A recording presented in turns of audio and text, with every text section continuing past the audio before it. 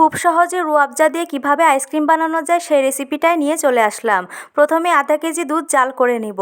তারপর সামান্য পানিতে 2 চামচ কাস্টার্ড পাউডার দিয়ে সুন্দর করে মিশিয়ে নেব। তারপর দুধের মধ্যে এটা মিশিয়ে ভালো করে একটু জাল করে নেব। কিছু সময় জাল করা হয়ে গেলে এর মধ্যে দিয়ে দিব পরিমাণ মতো চিনি। আপনারা আপনাদের স্বাদ মতো চিনি ব্যবহার করতে পারেন। এরপরে 1 চিমটি লবণ দিয়ে দেব। এটা একদমই অপশনাল, আপনারা চাইলেও দিতে পারেন, না চাইলে নাও দিতে পারেন। দুধ ভালোভাবে জাল করা হয়ে গেলে এর মধ্যে দিয়ে দেব বেশ খানিকটা রুয়াবজা। আমি বেশ খানিকটা রুয়াবজা দিয়ে ভালো করে মিশিয়ে জাল করে নিব। ভালোভাবে জাল করা হয়ে গেলে এবার নামিয়ে সুন্দর করে ঠান্ডা করে নিতে হবে। আমার ঠান্ডা করা কমপ্লিট।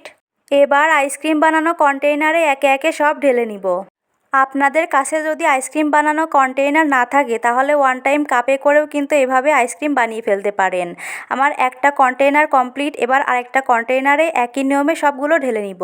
সবগুলো সুন্দরভাবে রাখা হয়ে গিয়েছে। এবার 5 থেকে 6 ঘন্টার জন্য সবগুলো ডিপ ফ্রিজে রেখে দেব। 5 থেকে 6 ঘন্টা পর ফ্রিজ থেকে বের করে আনলাম। দেখুন আমার কতটা পারফেক্টভাবে আইসক্রিম বানানো হয়ে গিয়েছে। সবগুলো দেখুন কতটা পারফেক্ট হয়েছে, একদমই দোকানের আইসক্রিমের মতো। আপনারা চাইলে আমার রেসিপিটা ফলো করে রুয়াবজা দিয়ে সুন্দরভাবে আইসক্রিম বানিয়ে ফেলতে পারেন, যার স্বাদ হবে একদমই দোকানের আইসক্রিমের মতো। আপনার বাসার বাচ্চারাও এগুলা খেতে খুবই পছন্দ করবে। আজ এখানেই বিদায় নিচ্ছি। আল্লাহ হাফেজ।